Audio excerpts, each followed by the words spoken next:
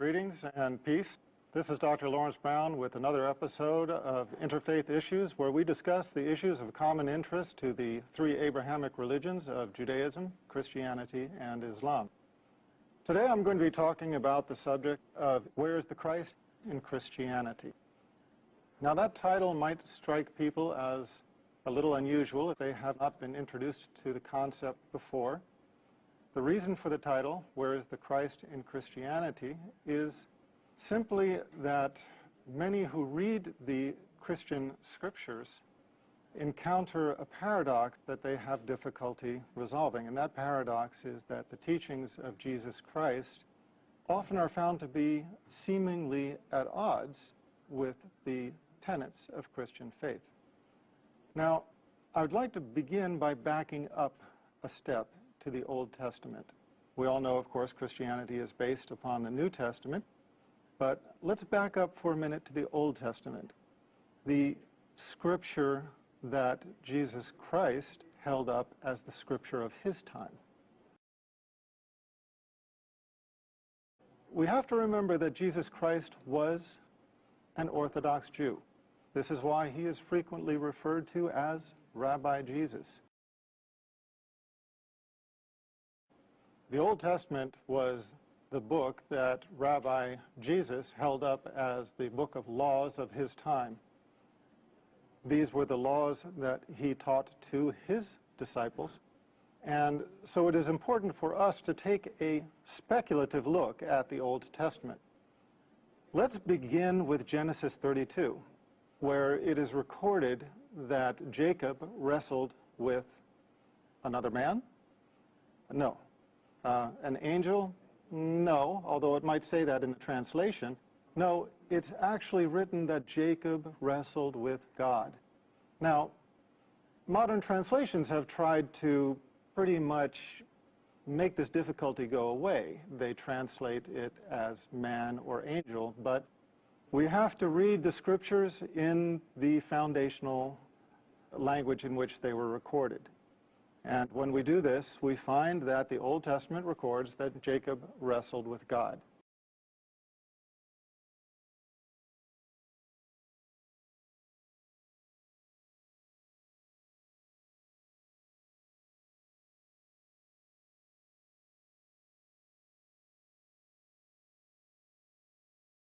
Now, let's put this into perspective. Our universe is vast. How vast exactly is it? Well, take 240, add 21 zeros after it, and that's how many miles the universe is in diameter. 240 with 21 zeros after it is 7 sets of 3 zeros with commas. It's a number so vast, I'm not even sure if anybody knows the name for it.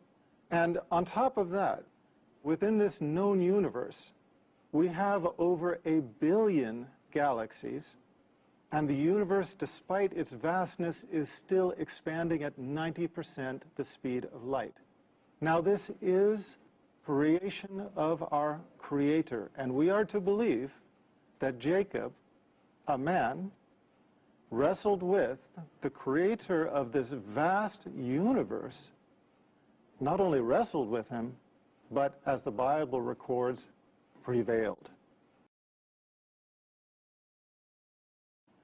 It records that Jacob prevailed in wrestling against God. Now, as I said, modern translations have tried to escape from this difficulty by translating that Jacob wrestled with an angel or wrestled with a man. That's not what the foundational scripture says. And we have to look at the foundational scripture if we are going to get a true feel for the accuracy of these writings. Now, unreliability is a recurring problem in the Old Testament. One of the largest examples of unreliability is to be found in 2 Samuel 24:1, compared with 1 Chronicles 21:1. In 2 Samuel 24:1, it reads, quote, "Again the anger of the Lord was aroused against Israel, and he moved David against them to say, 'Go, number Israel and Judah. Fair enough. What did it say? The anger of the Lord. And he moved to David. What does 1 Chronicles 21:1 say?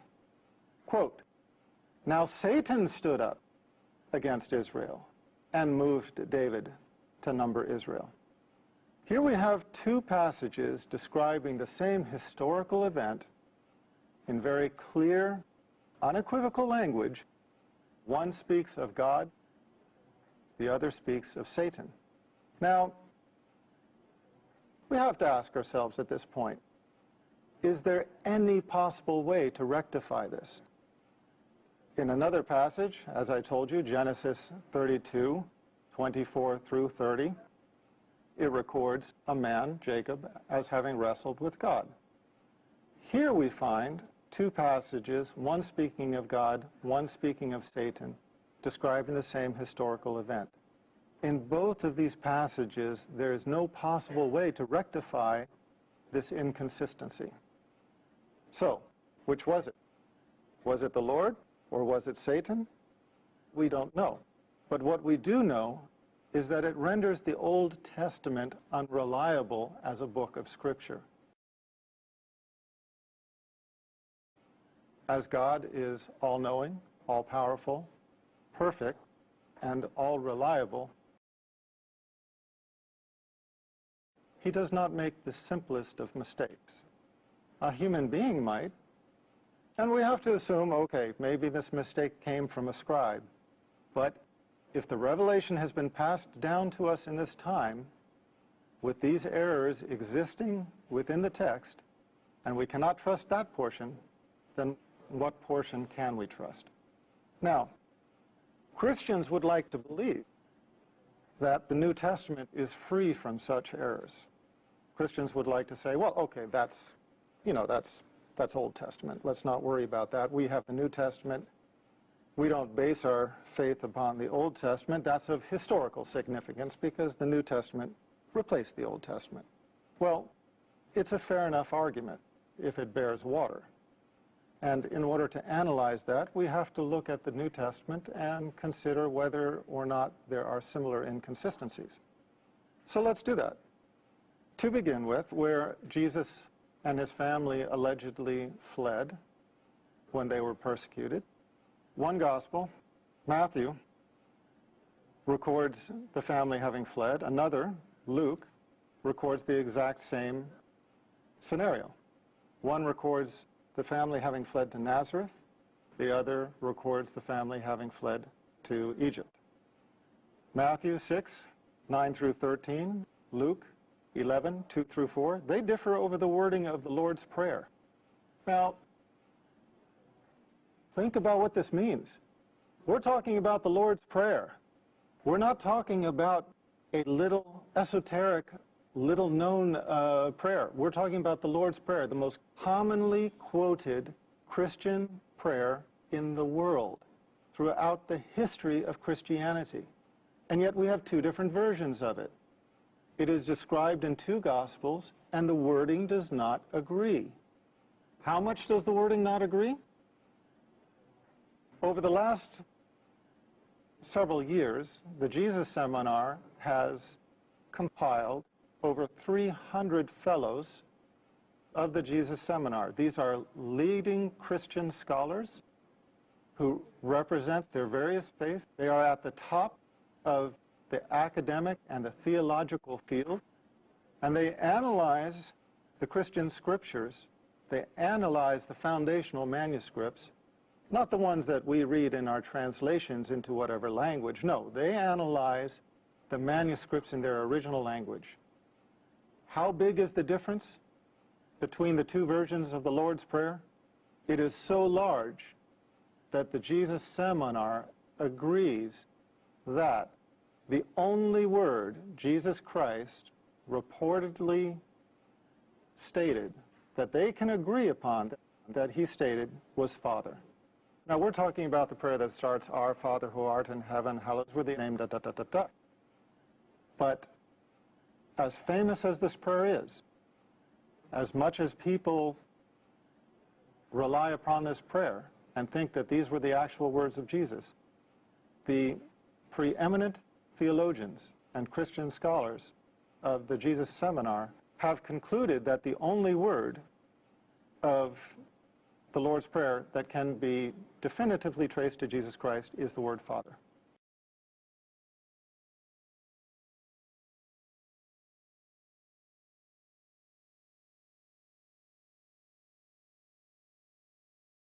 So this gives us some idea of the problems that exist in the New Testament as well. Matthew and John disagree over another point of critical importance.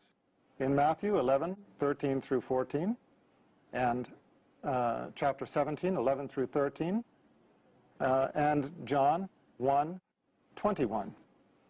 These two Gospels disagree over whether John the Baptist was Elijah or not. In one case, John the Baptist described as Elijah. In another case, he is disavowed as Elijah. Again, you can't have it both ways. And in a book of God, we don't expect to find this kind of discrepancy. Now, that's enough information for all of us to chew on for a few minutes. So let's take a break, and we'll come back shortly. Welcome back, and let's continue with our discussion on this segment of Interfaith Issues. We are talking about where is the Christ in Christianity. We don't expect to find discrepancies like who carried the cross. In Matthew, Mark, and Luke, Simon carried the cross. In John, Jesus Christ carried the cross. Again, which one was it? We don't expect to find differences over little things, such as what was the color of the robe that he was wearing? Scarlet, as in one gospel, or purple, as in another? Did the Roman soldiers put gall in the wine, or did they put myrrh? Look at the Gospels. You will find parallel stories that do not agree. Was Jesus crucified before the third hour, as in Mark 15:25, or after the sixth hour, as in John 19:14 through 15? Now, before the third hour and after the sixth hour, there is no way of reconciling these. There is no way that that time frame can overlap. You cannot have it both ways.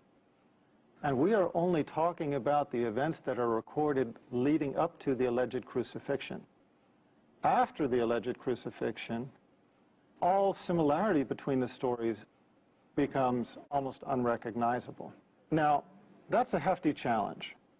And I would challenge the serious and the sincere to go and read the Gospels, look at them side by side, and compare the stories after the alleged crucifixion to see exactly on what details they agree.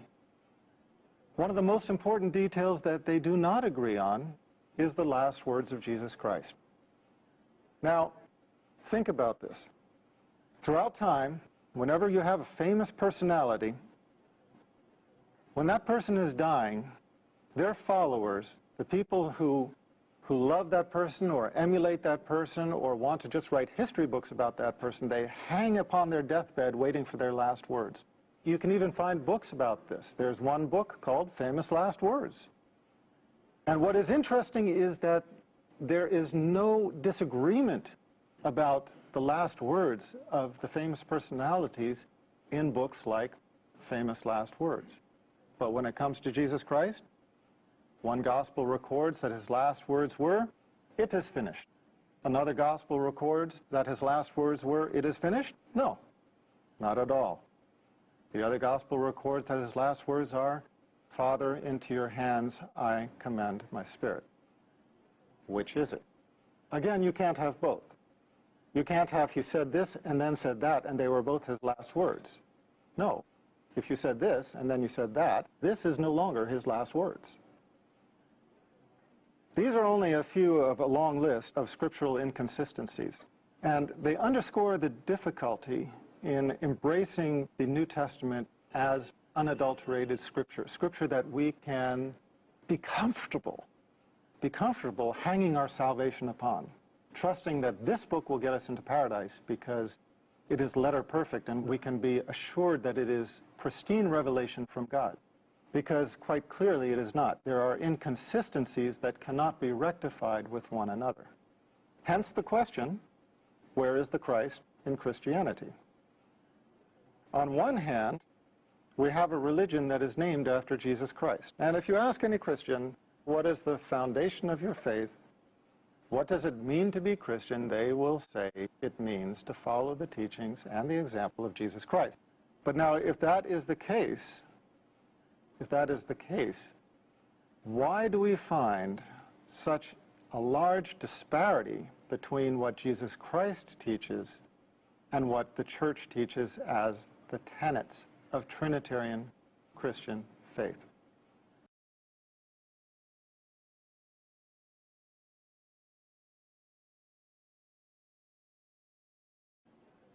Let me give you some examples. Jesus Christ taught Old Testament law.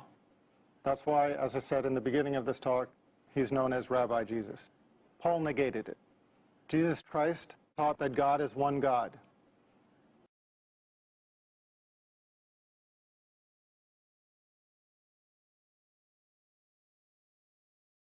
The Pauline theologians derived the Trinity.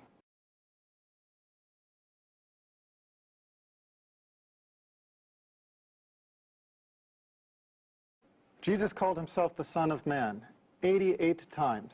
88 times he called himself the Son of Man. Not once did he ever call himself the Son of God in a literal, begotten, not made sense. What did Paul call Jesus Christ? The Son of God. What do Christians know Jesus Christ as now?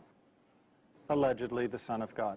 We have to ask ourselves, when we are following the tenets of Christian faith, or those who follow the tenets of Christian faith, what are they adhering to more closely, the teachings of Jesus Christ or the teachings of Paul? And make no mistake about it, they are not the same.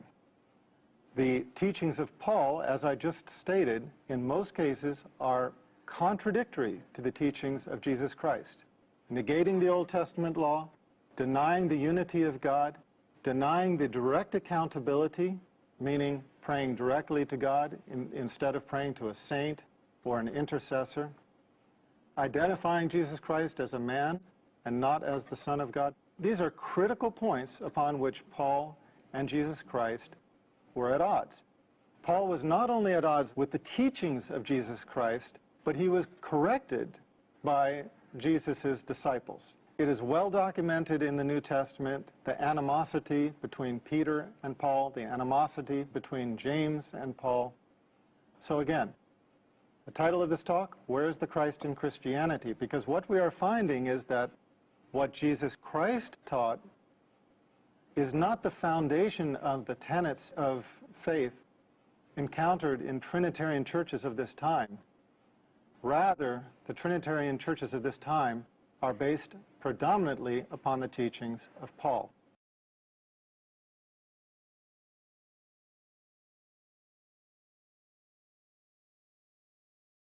How recognizable is this? Is this something that I am seeing for the first time nobody else has seen? Is this something that has escaped the knowledge of Christian scholars? Not at all. They are well aware of it, but they are shy to talk about it. Let me read some quotes. Lehman contributes, quote, "What Paul proclaimed as Christianity was sheer heresy, which could not be based on the Jewish or Essene faith, or on the teaching of Rabbi Jesus. But, as Schoenfeld says, the Pauline heresy became the foundation of Christian orthodoxy, and the legitimate church was disowned as heretical." Was this only to be found in the writings of Lehman? No.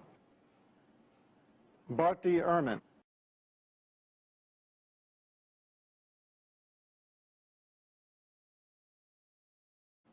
Probably the leading scholar of biblical textual criticism alive today, speaking upon this very subject, commented, quote, "Paul's view was not universally accepted, or, one might argue, even widely accepted.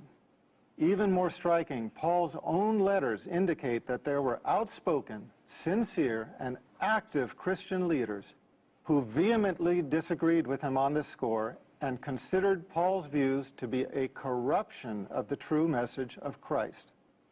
One should always bear in mind that in this very letter of Galatians, Paul indicates that he confronted Peter over just such issues. He disagreed, that is, even with Jesus' closest disciple.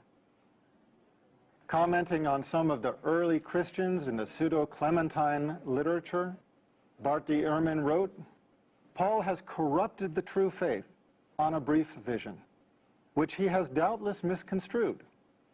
Paul is thus the enemy of the apostles, not the chief of them. He is outside the true faith, a heretic to be banned, not an apostle to be followed."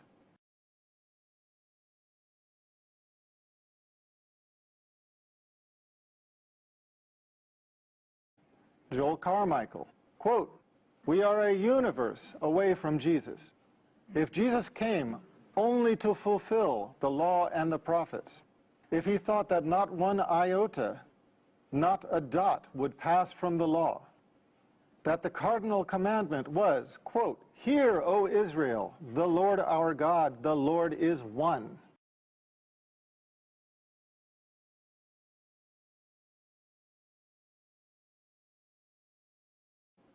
And that no one was good but God, what would he have thought of Paul's handiwork?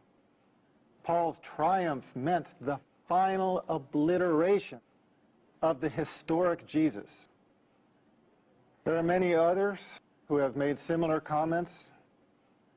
The point is that in analyzing Christianity, we have to choose who to take the teachings from. If we are choosing to take our teachings from the prophet Jesus, let's do it. Let's take from his teachings. Let's go and buy a red letter Bible that records all the words of Jesus Christ in red, and we will find everything that Jesus said very clear. You will find everything that I have spoken about in this last 20 minutes. You will find him speaking of one God. You will find him speaking of himself as the Son of Man. You will find him speaking of direct accountability. You will find him speaking of the fact that he was an ethnic prophet, etc., etc.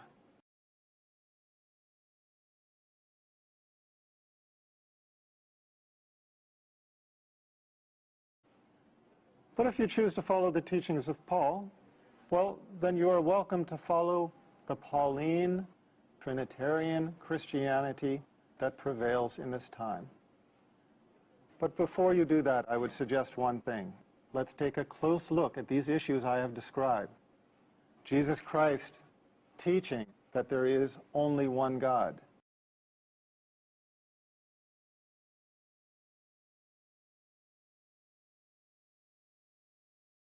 Teaching that the prophets were men and sons of men.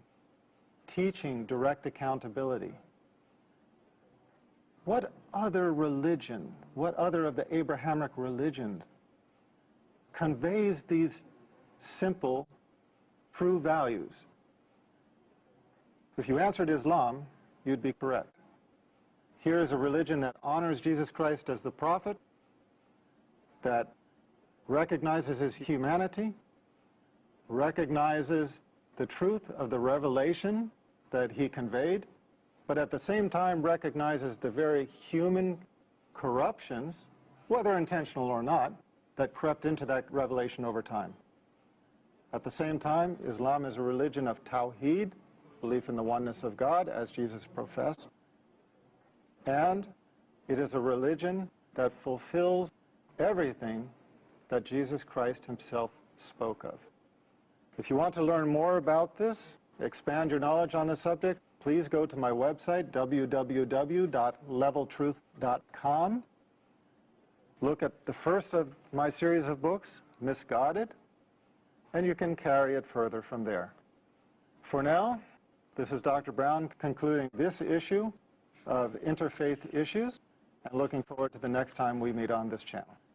Peace, and thank you for sharing this time with me.